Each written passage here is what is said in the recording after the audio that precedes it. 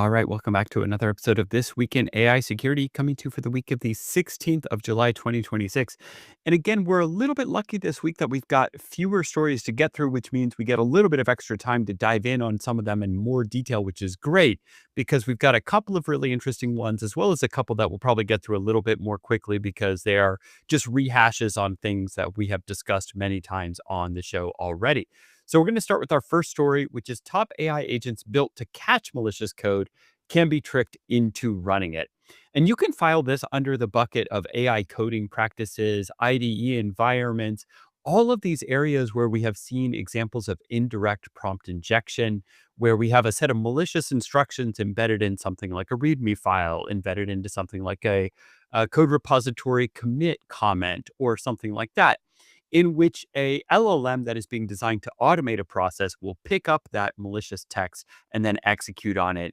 And in this case, we're talking about agents that are built to scan malicious code. So what is this if you think about it? There's a lot of hype around, again, Claude Mythos and some of the other models with their new cyber capabilities and their ability to scan code repositories, interpret the software code, and then figure out vulnerabilities on that, right? And so examples of this are anything from all the vulnerabilities that are being disclosed right now around Windows, around different pieces of Office software, around third-party web applications, around Apache, around common open source libraries and frameworks that have been in use for a long, long time. So think of it like this. You take a piece of software, Mythos or other, and you point it at a code repository and you say, hey, security scan that code repository for me. Help me identify all of the vulnerabilities and weaknesses in my coding practices that I didn't know about. It starts that scan. Somewhere in that code repository, you have an embedded set of malicious instructions. Now, those could be intentionally embedded by an inside threat actor, insider risk. This could be a supply chain takeover where somebody, with malicious intent gets access to one or more files in your repository and inserts a set of malicious commands in there. They could be a joke, a test, who knows what. But effectively, it is, your code base itself can be the trigger of a prompt injection attack, not on your code base itself, but on a third party engine that is scanning your code looking for those security vulnerabilities. So, interesting story over there. It's being dubbed friendly fire as an attack, which I think is kind of interesting. All right, moving on. We've got our next story, and this is one of the ones that I do want to spend a little bit more time talking about. And this is something called hallu-squatting. And if you recognize the portmanteau there, that's hallucination and squatting. I want to take you back to a story and a trend that was observed pretty early on in the code agent kind of birth of code agents, if you will, right? And so coding agents are those agents that you use to help you write software faster. And if you're familiar with modern software development techniques, and I'm going to take it as a given that pretty much any listener of this show is, you know that you don't write every function that you need. There are certain things where it would just make more sense. Hey, I'm not going to add the ability to download and parse PDF files. I'm going to go use an open source third party library that helps me read PDF files. And what was observed early on is that LLMs will actually hallucinate that such a package exists. And they'll create a package called pdfreader.py, for instance, using my example and for instance, the Python coding language. And what these researchers from the Tel Aviv University Technion have figured out is that this hallucination pattern hasn't really gone away. But the interesting aspect of it is that the ability to predict what names are going to come out is actually pretty high. So you can get about an 85% accuracy on predicting the name that the LLM is going to predict for, again, let's say that PDF reader function. Originally, this term was called slop squatting, when the LLMs would manufacture a class of software or some open source packages, et cetera. The interesting thing is that the hallucinated names are consistent across different foundation models. And it kind of does speak to, let's say, at least a common algorithmic approach into token prediction and token generation. And so the agentic botnets that kind of, will look for code being written, they can now weaponize this at scale by predicting these names, pre-registering all of those packages and libraries and then inserting in them malware. And that could be as simple as a set of malicious prompts or instructions like we just talked about in the previous story, or that could be as complex as actually having active malware or obfuscated malware embedded in some of those packages. So this has gone through a couple of different names now. As I mentioned, we talked about slop squatting.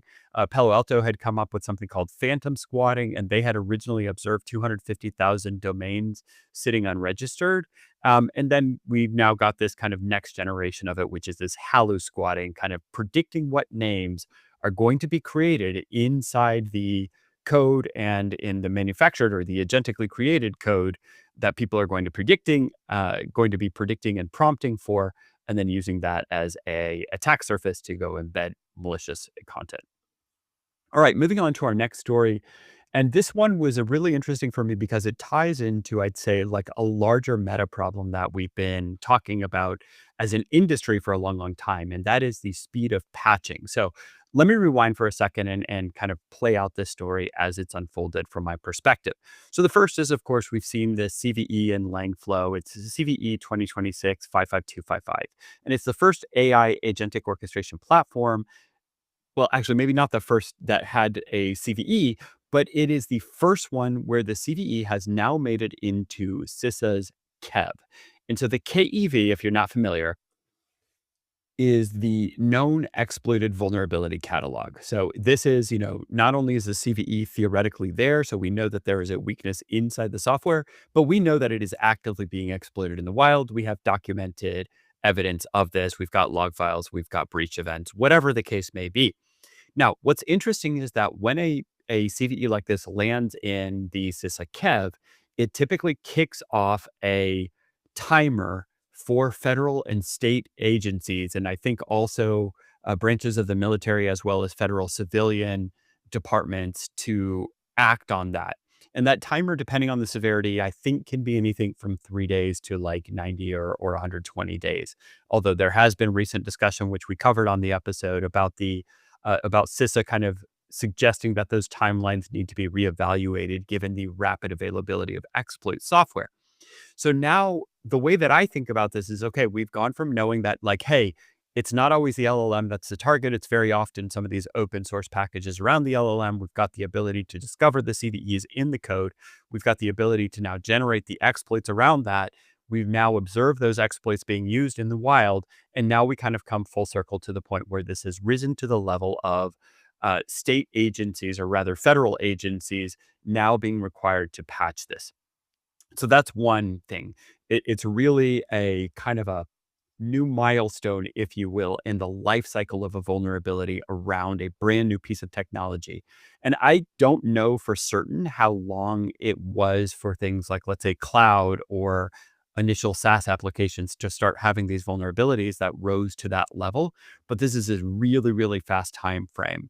If I remember right, the first report that we had about this Langflow vulnerability was probably about 3 months back. And so from 3 months of the identification of the CE to the validated use in the wild of the exploit to the requirement to patch is very, very rapid compared to previous things. So that's one very interesting aspect of it to me. And the other is, I just have to call out here again that, what is this CVE actually about? It's an IDOR flaw. It's about letting an authenticated user execute any other user's workflows. So this is what would be known modernly, I think, as BFLA, broken function level authorization from an API perspective. So a couple of themes that we've talked about any number of times on the show. Number one is that it's not always the LLM. It's very often the kind of the plumbing, the infrastructure, the supporting software around it. And number two is that the API is the attack surface in so many cases here, because that is really how AI gets executed. All right, moving on to our next story. We have another report of the use of agentic AI to really speed up cyber attacks. And in this case, it was an AWS environment compromise, 4 concurrent work streams that were apparently running: credential harvesting, backdoor creation, data exfiltration from RDS, and impact actions, which zeroed out queues to help obfuscate the attack. I'm not going to go into this one in as much detail, but it is kind of a follow-up to last week's story that we had about the first kind of AI ransomware that was executed really, quote unquote, by agents. And again, I think the details on all of these are a little bit fuzzy. So this is what the indications look like, but not necessarily take it as full fact at this point. So it's nothing really crazy in terms of new techniques or anything like that. No new 0 days, novel malware, anything like that. It's just tried and true cloud techniques, looking for credential harvesting aspects, looking for keys exposed in code, looking for places that keys might have been left open, etc. So nothing too crazy there. All right.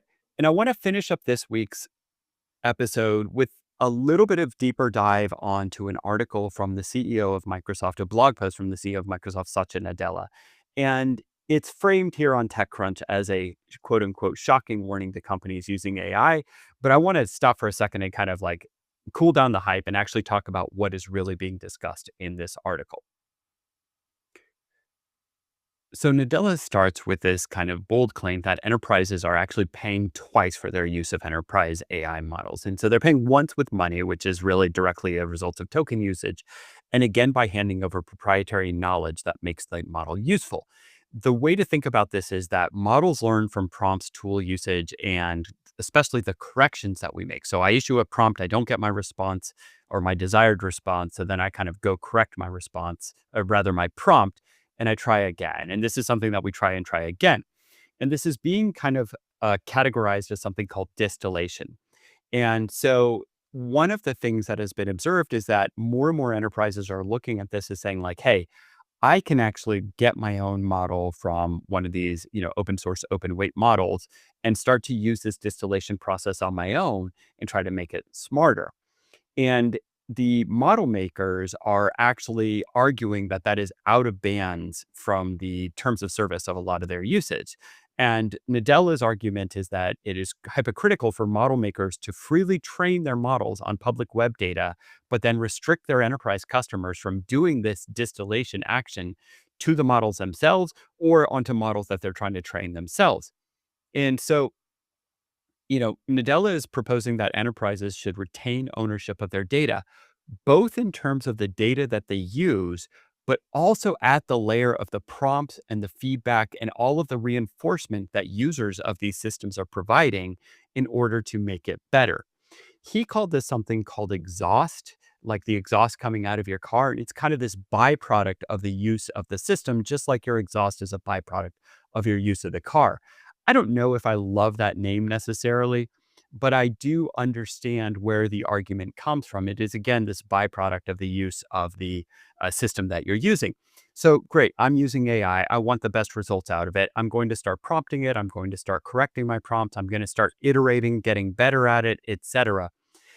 What I think is really interesting about this, though, is really the recognition that all of that prompt data and all of the interaction history becomes a massive data set in itself that is beneficial for so many things. And this is actually one of the things that we're super excited about at Firetail. And then just to plug for a little second here, we've got a feature that we call prompt intelligence that takes the prompt history of your users within the organization and it actually distills it down to help you analyze primarily topically and semantically how your users are using AI and for what topics they're doing it. And I think that's one of the key things that we've realized from this data set. The distillation aspect of it is quite interesting as well. And it does represent this tension that, in my mind, is actually quite parallel to the tension that exists between like open platforms and proprietary platforms. And effectively, we're in this era where we've got our first set of open source models and really only one or two of the leading open source models come from the West. And there's a lot of fear of the open source models coming from most notably China. And I understand that fear because the complexity of these systems is such that it's hard to imagine anybody really understanding every aspect of an LLM and then being able to say, well, I can use this open source model and I'll just disable that and I'll do my own distillation using this data. In any event, it's a very interesting academic exercise on thinking about what's the value of the data that you're putting into the LLM, who should own that value, because that's ultimately what we're after here is the value itself and the mechanism for collecting that and the mechanism for analyzing that data.